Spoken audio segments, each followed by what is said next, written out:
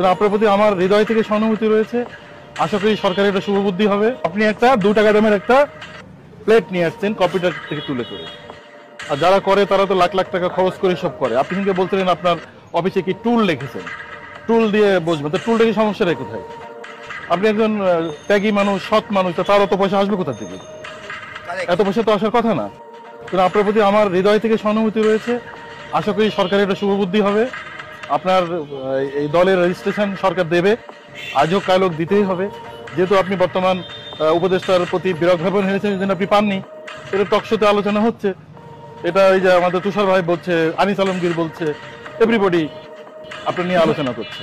এবং আজকে আমি তুষারের কথা শুনে আসলাম যে একটা সৎ ছেলে, সে এখানে বসে আছে, তার দেখেন সে একটা কাগজে 2 টাকা দিয়ে কাগজ হাতে আমরা অনশন করছে, ওরও কোনো বড় সাইড মোড নেই, কিচ্ছু নেই। থ্যাংক ইউ, আপনি চালিয়ে যান, আপনার সাথে আছে আমরা সবাই যারা সব জনগণ আছে। ভালো থাকবেন। আইস টু গুড লাক।